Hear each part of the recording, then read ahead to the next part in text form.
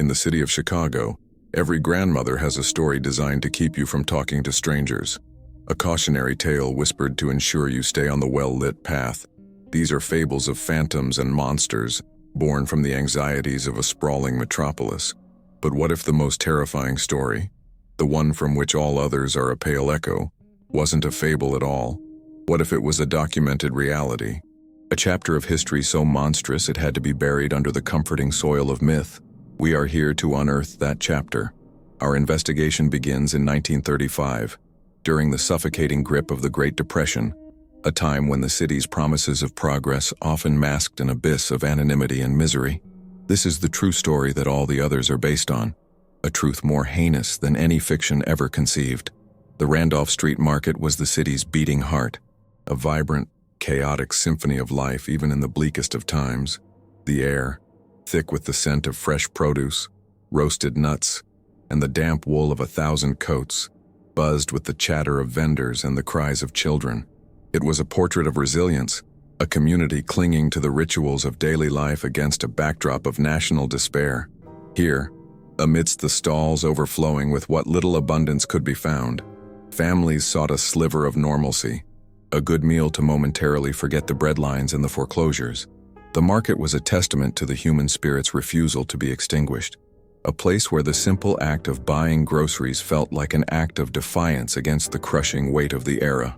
To an outsider, it was a picture of gritty, unyielding vitality. Among the cacophony and color, one establishment stood out, not for its flamboyance, but for its impeccable, almost unnatural prosperity: Donnelly's Fine Meats. Its polished brass sign gleamed under the weak Midwestern sun, and its windows displayed cuts of beef and pork so pristine they seemed to belong to another, more prosperous world. In an age of scarcity, when other butchers struggled to stock their displays with meager offerings, the Donnelly's counter was perpetually laden with prime selections. This unwavering availability became their legend. Housewives would whisper about the family's incredible luck, their mysterious sources, their uncanny ability to provide when all others failed. The shop was a beacon of reliability, its clean, white-tiled interior, a stark contrast to the grimy cobblestones outside, promising quality and sustenance to a city starved for both. The architect of this success, at least in the public eye, was Seamus Donnelly. He was a man carved from the very hardships of his time, a veteran of the Great War whose stoic demeanor was seen as a mark of quiet strength. He greeted every customer with a deferential smile, his hands, though stained from his trade, moving with a practiced and gentle efficiency as he wrapped each purchase in clean butcher paper. He was a pillar of the community, a pragmatic and hard-working family man who understood the value of a good reputation. He spoke of quality, of tradition, and of the importance of feeding one's family well, especially in trying times. No one saw the cold calculus behind his eyes, the ruthless survivalist's gaze that assessed the world not in terms of people, but in terms of livestock. His normalcy was his greatest disguise. One crisp autumn afternoon, as a satisfied customer departed with a prime roast, the illusion of perfect normalcy began to fray at the edges. The scene, for a moment, held a placid stillness. Seamus wiping down his immaculate counter, the bell above the door chiming softly as it closed. But an observer's eye, drawn away from the inviting storefront, might have drifted downwards, past the whitewashed brick, and towards the narrow, unshadowed alley that ran alongside the building. There, from beneath the heavy, bolted back door of the shop, a dark trickle was seeping out. It was a viscous, almost black liquid that crept slowly, deliberately, across the uneven cobblestones, staining them with a deep, persistent crimson that the afternoon light struggled to illuminate. It was a detail so small, so easily overlooked in the bustle of the city, yet it was the first visible sign of the unspeakable secret festering within. The few who noticed the seepage dismissed it without a second thought. It was a butcher shop after all. Such things were to be expected. They wrinkled their noses at the odor that clung to the alley, a cloying, complex smell that was both sharp and sweet. It carried the familiar metallic tang of iron, heavily masked by the aggressive aroma of pickling spices that wafted from the shop's smokehouse. Yet, underneath it all was a distinct and nauseatingly sweetish scent, the kind of odor that suggests meat just beginning to turn. It was a smell that permeated everything, clinging to the clothes of passers-by and lingering in the memory long after they had left the market. They attributed it to poor drainage, a common problem in the old city. They never imagined it was the very stench of mass-scale death, the foul perfume of a business whose success was rooted in a methodical and hidden carnage. This dark stain and the sweet odor it carried were the first clues to a truth the city of Chicago was unknowingly devouring. The legend of Donnelly's Fine Meats is an echo that has endured for decades, a story that has traveled through time to reach us today. And since these narratives connect the past to the present, we ask you to mark your place in this timeline. Tell us in the comments which city you are joining us from for this investigation and the exact local time of your viewing. With your presence now recorded in our chronicle, we can travel back to 1935, to the days before the stain became a flood, and discover how the first deep crack appeared in the Donnelly family's horrifying facade. At the downtown offices of the Chicago Daily Chronicle, the air was a stale mix of cheap cigar smoke, ink, and desperation. Here, a young reporter named Jack Riley was attempting to carve out a name for himself amidst the clamor of sensationalist headlines. He meticulously pinned newspaper clippings to a corkboard, each one detailing the disappearance of a transient Eros, an orphan, or a rail rider, the city's ghosts. His editor, a jaded man named Fitzwilliam, glanced over his shoulder, scoffing at the effort. "Riley, these aren't stories, they're statistics," Fitzwilliam grumbled, tapping ash onto the floor. "They're just folks getting lost in the city. The readers want mobsters and union brawls, not the city's forgotten laundry list." For Fitzwilliam, these people had never truly existed in the first place, so how could they possibly be missing? But Jack saw something else, a pattern, a quiet, methodical erasure happening in the margins of the metropolis. Jack would spend his evenings poring over police blotters and mission house logs, his ambition fueled by a gnawing intuition. The official narrative was simple. The Great Depression had unmoored thousands, and cities like Chicago were vortexes that naturally swallowed the unfortunate. But the disappearances he tracked were different. They were concentrated around the stockyards and the sprawling market district, and they were increasing with a disturbing regularity. It wasn't the chaotic scattering of a population in crisis. It felt deliberate, organized, like a predator establishing a hunting ground. He saw a hidden narrative that no one else was willing to read, a story written in the negative space left by those who vanished. He was looking for a single thread that could connect these disparate tragedies, unaware that the thread was woven into the very fabric of the city's daily sustenance. Miles away, in a modest but impeccably kept house behind the butcher shop, the Donnelly family gathered for their evening meal. The scene was a portrait of domestic tranquility, yet the silence at the table was as heavy and thick as a shroud. Seamus Donnelly presided over the meal with an iron-fisted authority that required no words. A single, hard glance was enough to quell any fidgeting or complaint. He carved the Sunday roast with the same unnerving precision he applied to his trade, each slice falling perfectly onto the plates he distributed. He was the patriarch, the provider, the unwavering center of their dark universe. His family orbited him in a state of disciplined fear, their compliance absolute. To an outsider, it was the picture of a respectable, God-fearing family. Within those walls, it was the quiet, orderly functioning of a well-oiled machine of death. After the plates were cleared, Moira Donnelly would retreat to a small, private alcove containing a crucifix and a worn kneeler.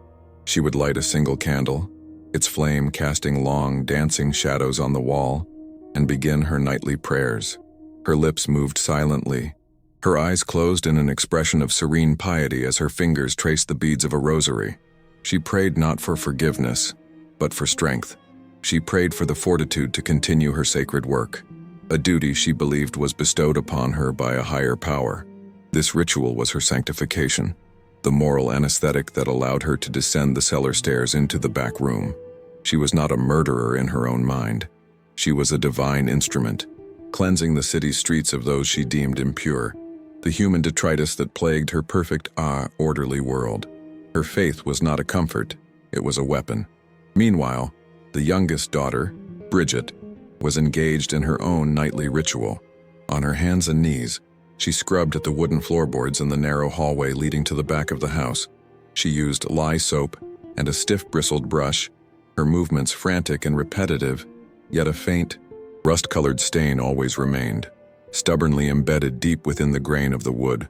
It was an impossible task, a penance for a sin she did not commit but was forced to witness daily. Her eyes were vacant, her expression a mask of hollowed-out terror.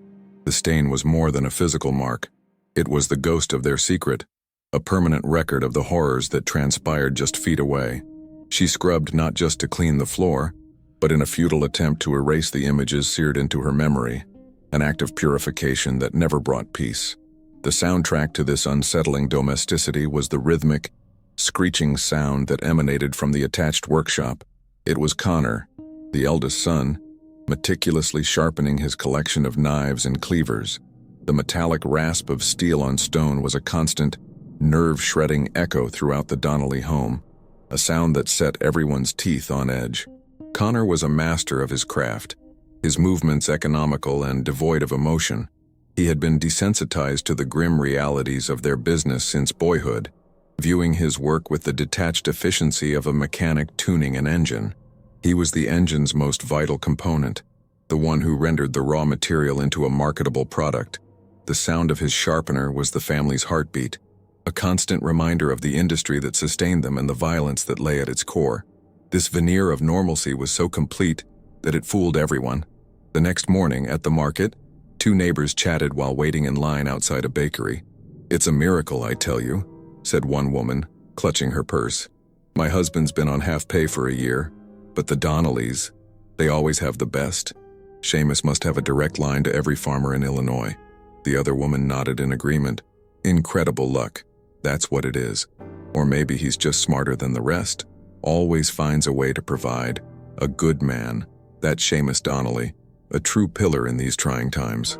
This was the public consensus. The Donnellys were not just successful, they were blessed. Their prosperity a sign of virtue and hard work in an era defined by failure and want. No one questioned the source of their impossible abundance. What the neighbors couldn't perceive was the subtle, cloying odor that seemed to cling to the very bricks of the butcher shop, a smell that was an intrinsic part of the local atmosphere. It was a complex and deeply unsettling bouquet, the sharp, metallic tang of iron, the pungent aroma of pickling spices from the smokehouse, and underneath it all, a nauseatingly Swedish scent of meat that was neither fresh nor rotten, but something horribly in between. Most dismissed it as the unfortunate but necessary byproduct of the butcher's trade, a common olfactory nuisance in the industrial city. They had grown so accustomed to it that they no longer noticed how it permeated the air, how it clung to their clothes and hair long after they had left the market. They were breathing in the evidence of an atrocity, completely oblivious to its origin. Jack Riley, however, was beginning to learn the language of such clues. In his small apartment, surrounded by maps and notes, he felt a chill that had nothing to do with the autumn draft. He drew a circle on his map around the stockyards, the epicenter of the disappearances. The area was a chaotic nexus of human traffic, slaughterhouses, rail yards, and crowded markets. It was the perfect place for people to vanish without a trace. He noted the proximity of Donnelly's fine meats to this circle, though it was just one of dozens of businesses in the area. At this stage, it was merely a geographic data point, a name on a map. He had no reason to suspect the family, yet he could not shake the feeling that the answer he sought was hiding in plain sight, disguised as something utterly mundane.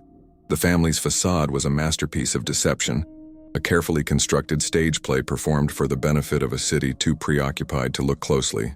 Seamus, the stoic provider, Moira, the pious matriarch, Connor, the diligent son, and Bridget, the quiet daughter. Each played their part to perfection. But behind the curtain, a different reality was unfolding. The incessant scrubbing, the nightly prayers for strength, and the constant sharpening of blades were not signs of normalcy, but the meticulous preparations for a harvest. The foundation of their prosperity was beginning to show hairline cracks, and with every new disappearance, the pressure mounted. How long could such an elaborate and monstrous lie be maintained before it shattered completely? The fragile ecosystem of deception maintained by the Donnelly family was predicated on one unwavering principle. Their victims had to be invisible.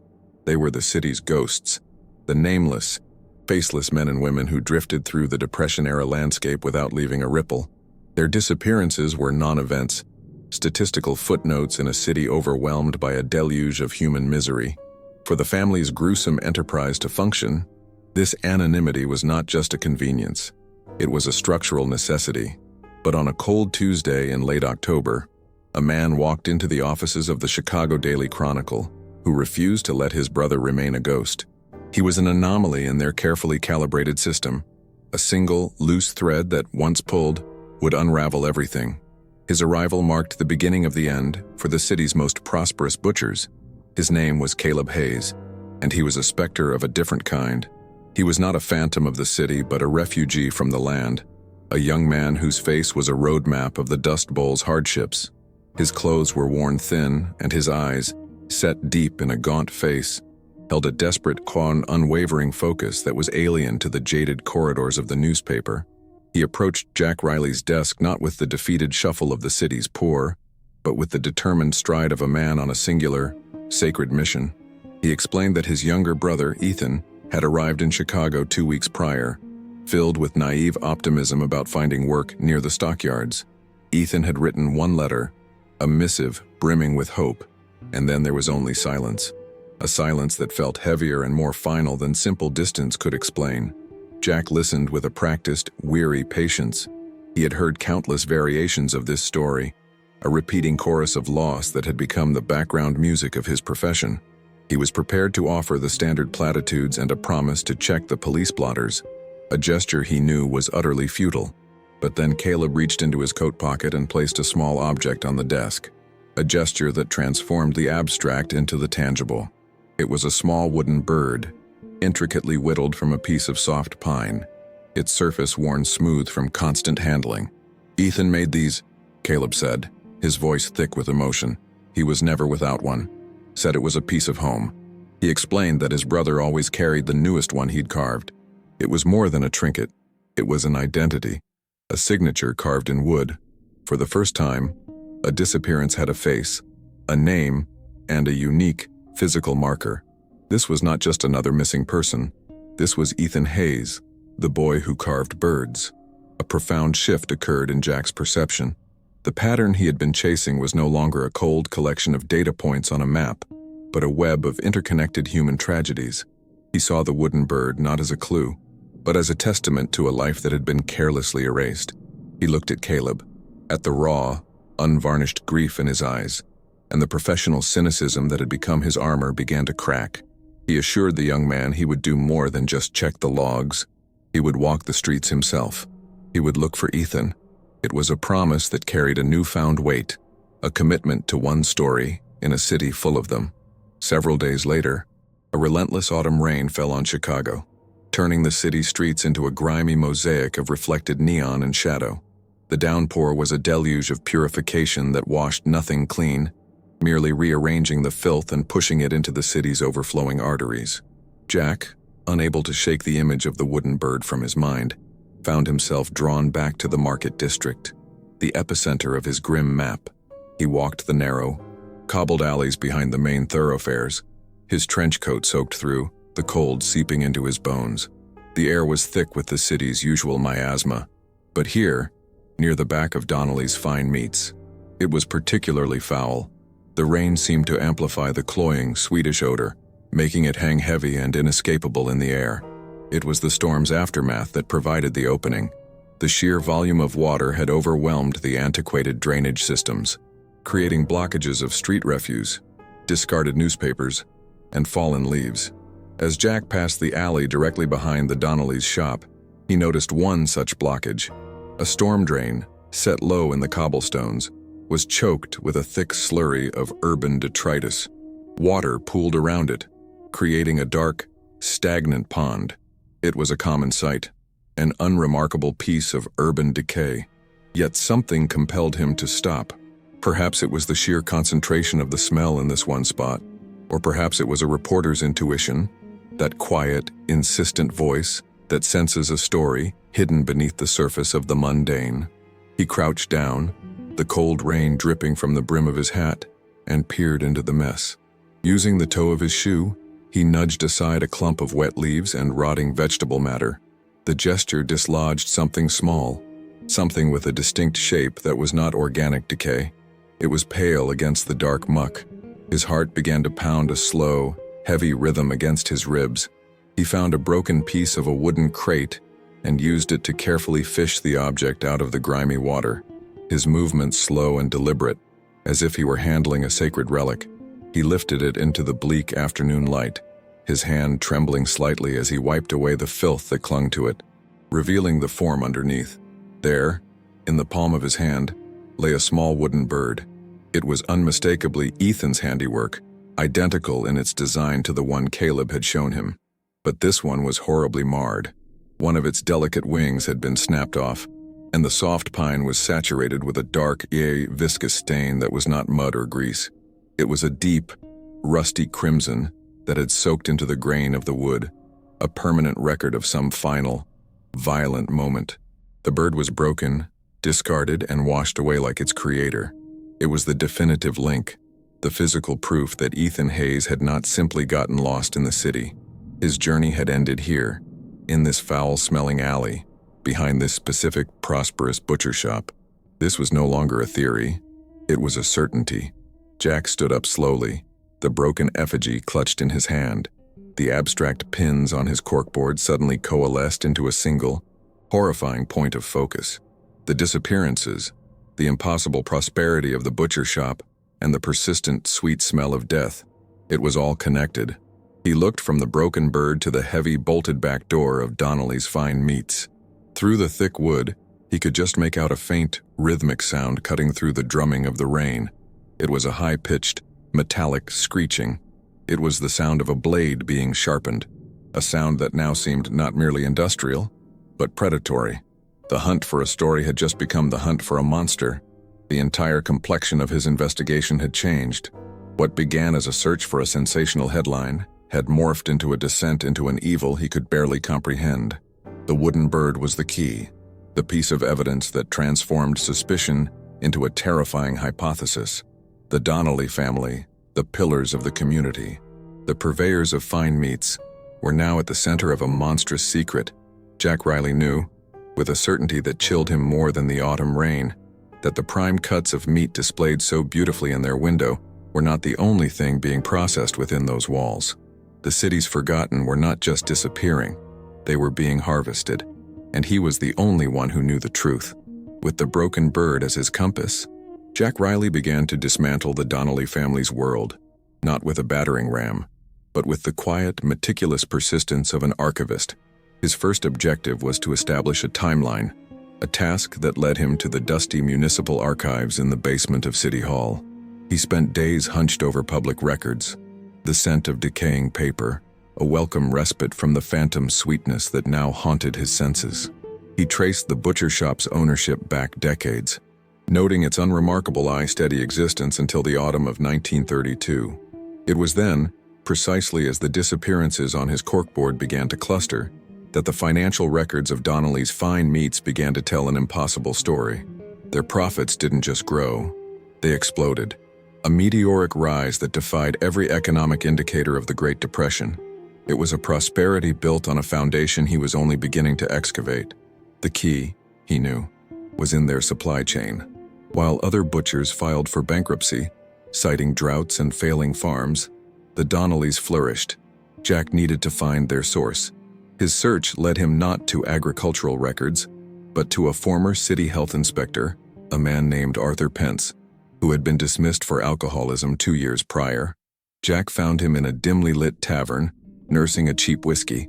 For the price of a few more drinks, Pence's memory sharpened. He spoke of the Donnellys with a mixture of awe and suspicion, recalling their immaculate shop but also Seamus's peculiar bookkeeping. He described a private ledger, one kept separate from the official accounts, which Seamus had once dismissively referred to as his livestock acquisitions log. Pence had never seen inside it, but the memory was a critical piece of the puzzle Jack was assembling. The ledger became Jack's obsession. Gaining access to it required a different kind of currency. He used his press credentials to track down a disgruntled former apprentice of the Donnellys, a young man who had been fired for allegedly stealing a ham. The boy, terrified but resentful, confirmed the existence of the book. He described its worn leather cover and the meticulous, spidery handwriting within. For $50, A small fortune for the boy. He agreed to slip back into the shop during the pre-dawn hours when the deliveries were made. He returned 2 hours later, pale and trembling, not with the book itself, but with 3 pages he had carefully sliced from its binding. He pressed them into Jack's hand, muttering, "This is wrong. All of it is wrong," before disappearing back into the city's shadows. Back in the safety of his apartment, with the door bolted, Jack laid the stolen pages under his desk lamp. The paper was thick, high-quality stock, filled with Seamus Donnelly's precise, almost elegant script. At first glance, they appeared to be simple business records. Entries were dated and noted with a weight and a cost, but the descriptions were chillingly vague and utterly devoid of any standard agricultural terminology. There were no mentions of breeds or suppliers. Instead, the entries were annotated with cryptic, dehumanizing remarks that made the hair on Jack's arms stand on end. He read the first entry on the top page, dated March 12, 1934. Acquired new stock, a lame one, little meat on the bones, discounted. The cold, transactional language was that of a farmer assessing an animal, yet it resonated with a far more sinister implication.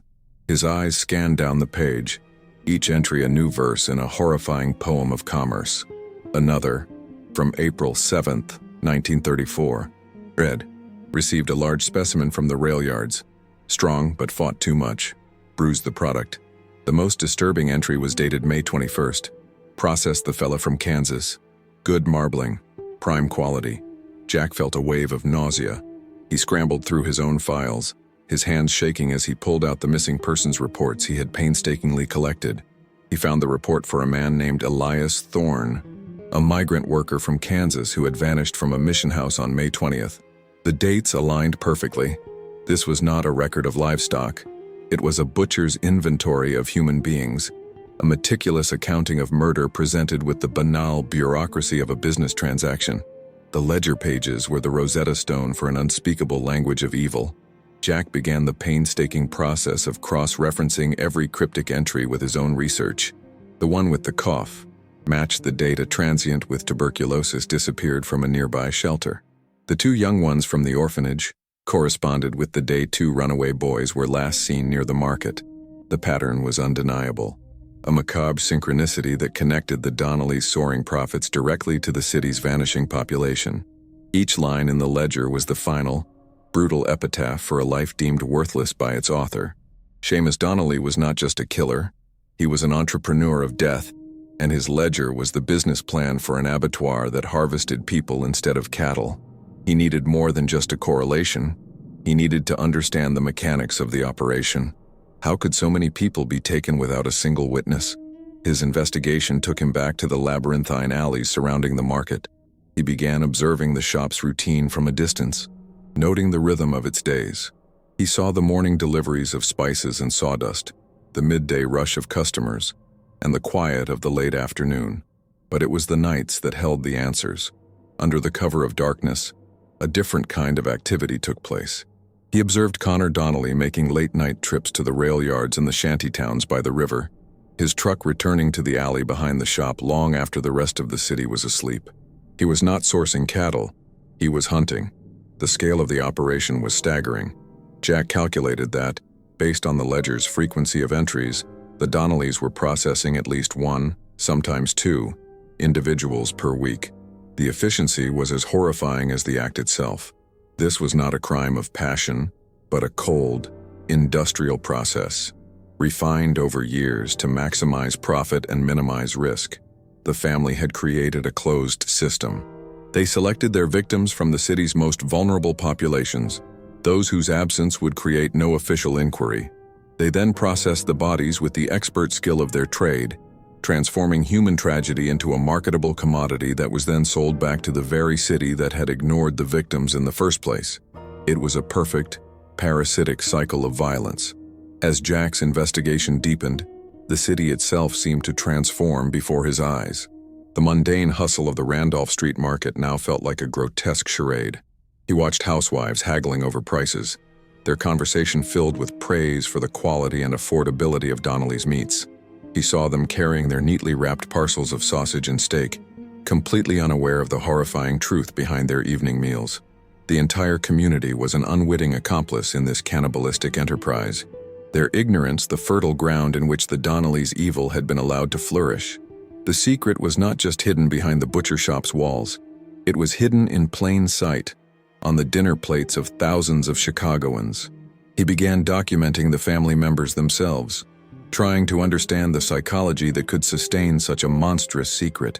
Seamus was the public face, his stoic, hard-working demeanor a carefully constructed mask. Jack watched him from across the street, observing his courteous interactions with customers, the gentle way he tipped his hat to the neighborhood ladies. There was no hint of the monster revealed in the ledger. Moira was even more of an enigma. He saw her leaving for church every morning, her face a mask of serene piety. She was the moral architect of the horror, the one who, Jack suspected, provided the twisted justification for their actions. Her faith was not a source of comfort but a shield against the enormity of her sins. Bridget, the youngest daughter, was the visible crack in the facade. Jack saw her once, sweeping the front stoop of the shop, her movements robotic and her eyes utterly vacant. She looked like a ghost, a shell of a person haunted by the knowledge she was forced to carry. She never made eye contact with anyone, her gaze fixed on the ground as if she were afraid of what she might see in the faces of the people passing by. Her terror was palpable, a silent scream in the heart of the family's conspiracy. And then there was Connor, the engine of the operation.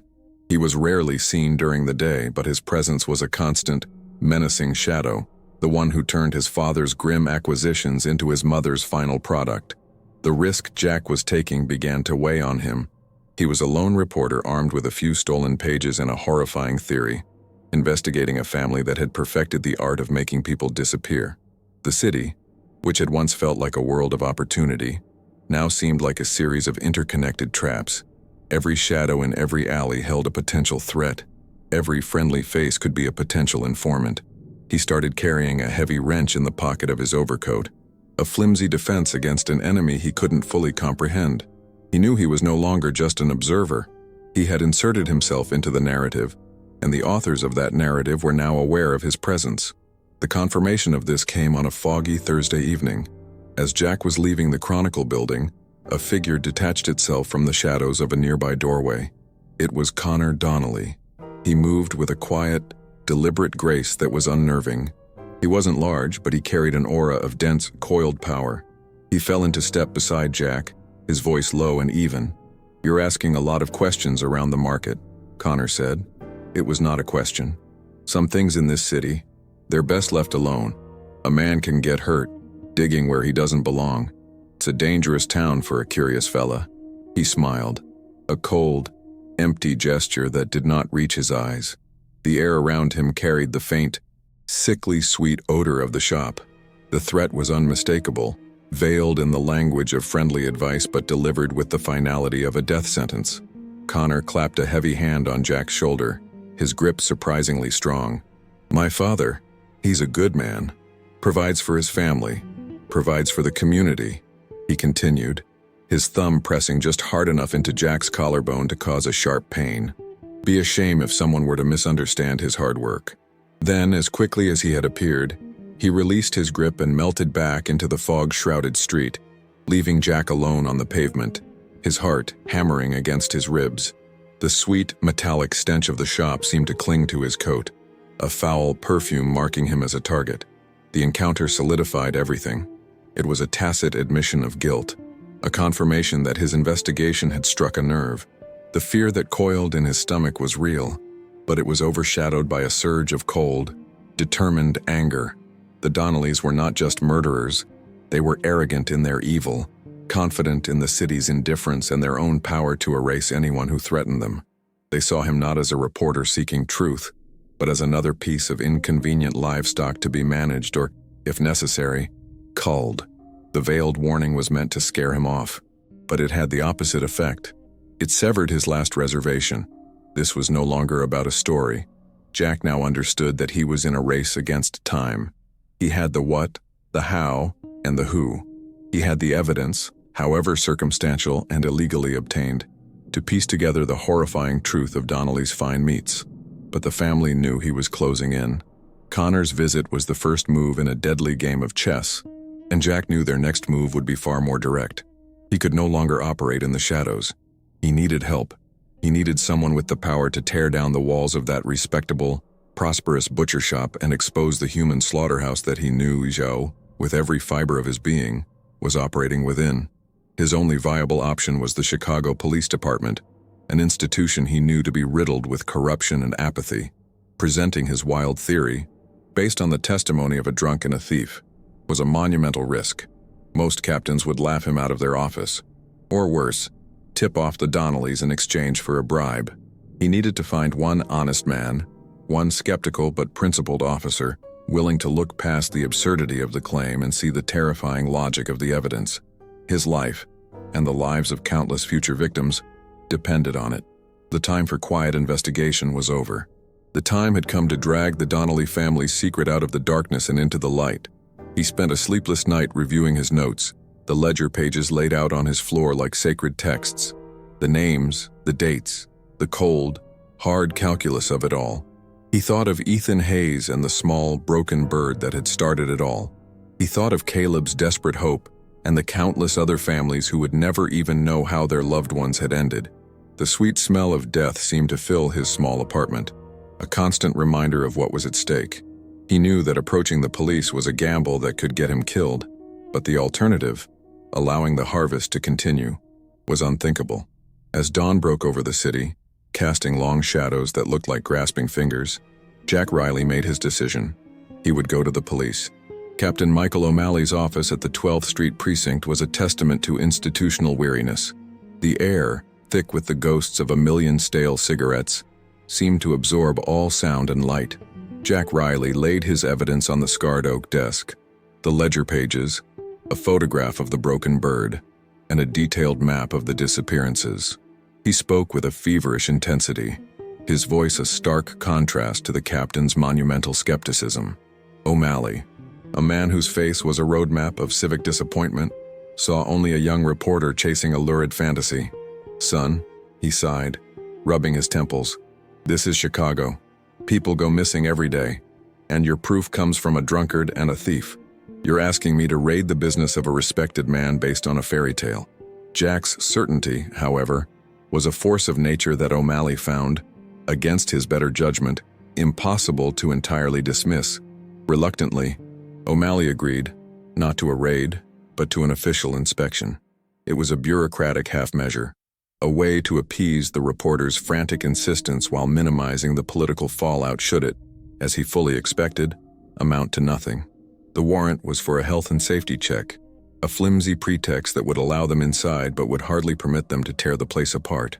As the two police cars rumbled towards the Randolph Street Market, Jack felt a cold dread mix with his grim determination. He had staked his career, and quite possibly his life, on the contents of those ledger pages. He watched the city scroll by, its ordinary citizens going about their day, completely unaware of the monstrous secret he believed was nestled in its very heart. For Captain O'Malley, it was a waste of a Tuesday afternoon. For Jack, it was the final act of a hunt. The inspection began as a resounding confirmation of O'Malley's cynicism. Donnelly's Fine Meats was a fortress of sanitation and order. Seamus Donnelly, the picture of aggrieved respectability, welcomed them with a thin, tolerant smile, his hands spread in a gesture of open cooperation. The white-tiled walls gleamed, the brass fixtures were polished to a mirror shine, and the display cases were immaculate. Every question was met with a calm, reasonable answer.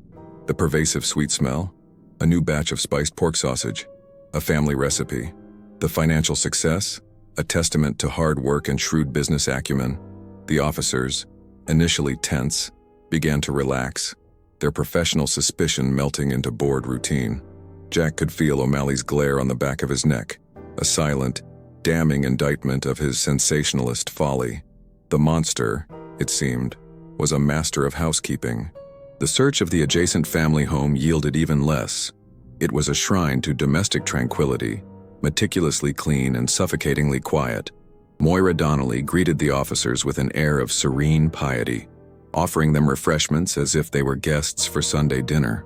She expressed a gentle, maternal concern for the misunderstanding that had brought them to her door. Bridget was a phantom, a pale, trembling figure who flitted from the room, her eyes wide with a terror the officers mistook for shyness. The scene was so perfectly, unnervingly normal that it felt like a stage play. O'Malley had seen enough. He turned to Jack, his face a thundercloud of controlled fury. "This is over, Riley," he growled under his breath. "You're done." The investigation was collapsing, the truth buried under layers of lye soap and feigned civility. As the officers began to file out, their boots heavy with defeat, Jack's mind raced. The drain, the clog, the broken bird. It all started in the alley. "The drainage," he blurted out, his voice cracking with desperation. "You have to check the abattoir's drainage system, the one that runs under the processing floor." O'Malley waved him off, but Jack grabbed his arm, his grip surprisingly firm. "Please, Captain, just look at the drain." For a fleeting, almost imperceptible moment, Seamus Donnelly's mask of calm slipped. A flicker of pure, cold panic flashed in his eyes before being instantly suppressed. It was a crack in the facade so small that only Jack, who had been studying that face for weeks, could have seen it. It was enough. O'Malley hesitated, then gave a weary, final nod to his men. They returned to the processing room at the back of the shop, a space of cold concrete and stainless steel. In the center of the floor was a large, circular iron grate. It appeared to be a standard industrial drain, no different from those in 100 other slaughterhouses across the city. One of the officers took a crowbar and, with a loud metallic groan, pried the heavy grate from its setting. The smell that erupted from the opening was not the familiar, cloying sweetness of the shop. This was a primordial stench, a concentrated, subterranean foulness that hit them like a physical blow. It was the smell of stagnant water, of chemical agents and of old Kwang industrial-scale rot. The hardened officers, men accustomed to the grim realities of their profession, instinctively recoiled, their faces contorting in disgust. Something was profoundly wrong. The initial inspection of the drainage pipe revealed nothing but a century of accumulated grime. It was a dead end, but one of the younger officers, probing the edges of the concrete basin, noticed something peculiar. A secondary channel, narrow and almost perfectly concealed, branched off from the main pipe just below the floor level. It was a masterful piece of malevolent engineering, designed to divert specific liquids and solids away from the city's main sewer system. Following this hidden conduit, the officers found that it terminated abruptly at the base of the cellar's thick stone foundation. It was a solid wall. The trail had gone cold once more, the secret seemingly entombed within the very bones of the building, just beyond their reach. But Jack, guided by an instinct he couldn't explain, knelt by the wall. He ran his hands over the cold, damp stones, feeling for any imperfection. He noticed that the mortar in one large, odd rectangular section was of a slightly different color and texture, newer than the surrounding stonework. He pressed against it. There was a faint, almost inaudible click, and a rush of cold, dead air washed over his face. It wasn't a wall, it was a door, a massive, soundproofed slab of stone and steel set on hidden hinges. With the combined effort of 3 men, the door swung inward, revealing an abyss of absolute darkness beyond. The silence that poured out of that opening was heavier and more profound than any sound, a vacuum where screams had gone to die for years. The first beam of a flashlight sliced through the oppressive blackness, and the world fell away. The chamber was not a cellar, it was a temple of butchery. Heavy, rust-colored hooks hung from the ceiling on thick chains, their pointed ends glinting in the light. In the center of the room stood a massive metal table, tilted towards a grate in the floor and fitted with leather restraints and deep grooves for channeling fluid. The walls were lined with shelves holding an array of tools that defied explanation in a normal butcher shop: bone saws, surgical implements, and long, thin knives designed for filleting. The air was frigid and carried the unmistakable, metallic tang of old blood, a scent that had soaked into the very stones and would never wash away. This was the heart of the Donnellys' enterprise. As more lights flooded the room, the full, systematic horror of the operation was revealed. In the far corner, large wooden vats filled with a dark, pungent brine held what was left of the Donnellys' recent livestock. Human remains, stripped of flesh and identity, were submerged in the preserving liquid. On a workbench, a stack of clothing, worn and tattered, was piled neatly, waiting to be incinerated. Every detail spoke of a cold, methodical process, an industrial assembly line of death that had been refined to a terrifying level of efficiency. The vague, chilling descriptions from Seamus's ledger, a lame one, the fella from Kansas, now had a horrifying, tangible reality. The abstract pattern on Jack's map had resolved itself into this single, profane space. The discovery sent a shockwave upstairs. The carefully constructed illusion of the Donnelly family shattered into a million pieces. Seamus, his face contorted into a mask of feral rage, made a desperate lunge for an officer's pistol but was swiftly and brutally subdued.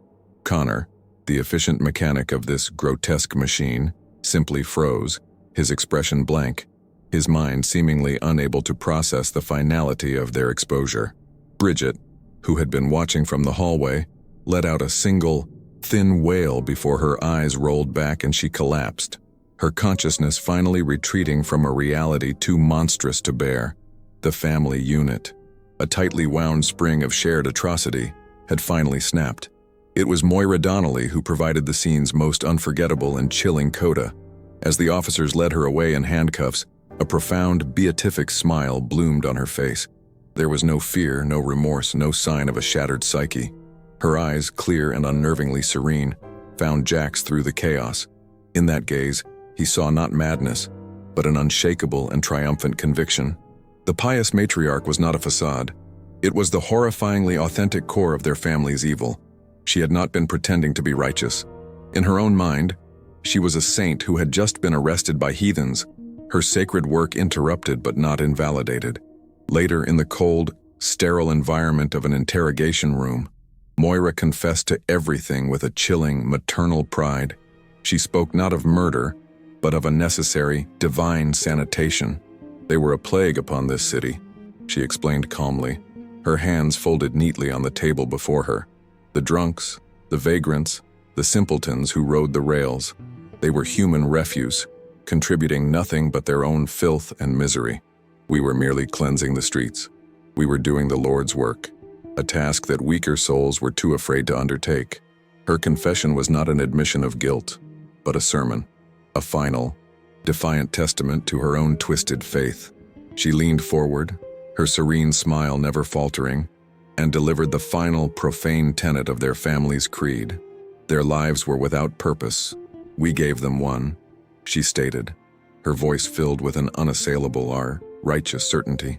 We took the city's waste and transformed it into sustenance for those who mattered. We fed the good, hard-working families of Chicago. We gave meaning to the meaningless. In that moment, the full monstrous logic of their operation was laid bare. It was never just about survival or greed. It was a holy war waged in a secret cellar, a methodical, cannibalistic crusade where the ultimate act of piety was to turn the city's forgotten souls into a marketable product. The exposure of the Donnelly family's secret did not cleanse the city. It poisoned it. The news erupted not as a story, but as a contagion of horror that spread through the nation's headlines, a paroxysm of revulsion and morbid fascination. The case of the cannibal butchers of Chicago became a national spectacle, a gruesome morality play for a country already steeped in despair. The city of Chicago, a metropolis that prided itself on its broad shoulders and unyielding grit, was forced to confront an unbearable truth. For years, it had been unknowingly devouring its own. The market, once a symbol of resilience, became a scene of grotesque irony. Every meal served, every morsel consumed, was now suspect, tainted by the horrifying possibility of its origin. The entire community was implicated in a cannibalistic sacrament they had never known they were observing. And the psychological trauma of this realization left a permanent scar on the city's soul. The trial was less a legal proceeding and more a public exorcism. The courtroom was packed daily with spectators who came to gaze upon the monsters that had lived so placidly among them. Seamus Donnelly remained a figure of cold, pragmatic defiance, his testimony filled with the chilling logic of a man who saw no difference between human beings and livestock. Connor, his hands scrubbed clean but his eyes vacant, was a specter of mechanical obedience, a tool that had lost its purpose. But it was Moira who captivated and terrified the nation. She spoke of her actions with a serene maternal pride. framing their industrial-scale slaughter as a divine mission of urban sanitation. Her calm, unwavering conviction was more disturbing than any outburst of madness, offering a glimpse into a moral universe so completely inverted that it defied all comprehension. She was not a monster pretending to be human. She was something far worse. The verdicts were a foregone conclusion, but the fates of the Donnellys became the final verses of their grim legend.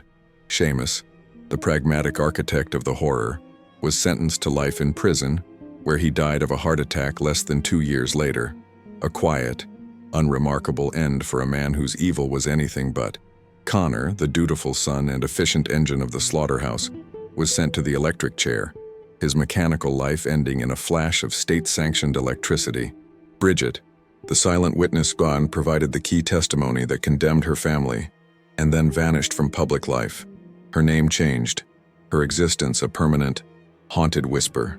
And Moira, the pious matriarch, was declared criminally insane. She spent the rest of her days in a state asylum, smiling serenely at the walls of her cell, her faith in her own righteousness utterly unshaken to the very end. Donnelly's fine meats became a wound on the face of the city. For months after the trial, it was a site of morbid pilgrimage, with crowds gathering to stare at the boarded-up windows as if expecting the evil within to somehow seep through the wood. The city eventually seized the property, but no one would buy it. It was a place saturated with an unerasable history, its very bricks and mortar seeming to hold the memory of the atrocities committed within. For years, it stood derelict, a decaying monument to a secret the city desperately wanted to forget. Eventually, it was torn down in the dead of night, without public notice, and replaced with a nondescript warehouse. But erasing the structure did not erase the story. The empty space where it once stood seemed to hold a presence, a cold spot on the map where the city's conscience had collapsed. The legend, however, proved more resilient than brick and mortar. It seeped into the local folklore, a ghost that refused to be exorcised. For decades, residents of the area would swear that on cold, damp nights, you could still smell it. That cloying, complex odor of iron, spices, and a nauseating sweetness that was the business's true, foul perfume. It was a phantom scent that would cling to the air in the alley, a sensory ghost that defied explanation. More chillingly, there was the sound. People walking home late at night reported hearing a faint, rhythmic, metallic screeching coming from the empty lot where the shop once stood. It was the sound of a blade being sharpened on a stone, the ghostly echo of Connor Donnelly at his work, a sound that became the permanent, nerve-shredding soundtrack to the city's darkest tale. The horrifying reality of the Donnelly family was too much for the public to hold in its raw form. Over time, the documented facts began to soften and warp. Transforming from a historical event into a cautionary myth, the story became a tool for parents, a macabre fable whispered to frighten children into obedience. Don't talk to strangers or the Donnellys will get you. The specific details of the victims, the ledger, and the trial faded, replaced by the archetypal image of the monster hiding in plain sight. The truth of a family that preyed on the invisible and forgotten was distilled into a simpler, more palatable horror story.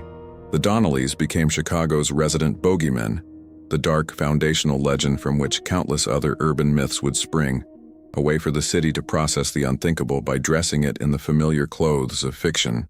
The case left an indelible mark on the city's psyche, forcing it to confront a deeply uncomfortable question.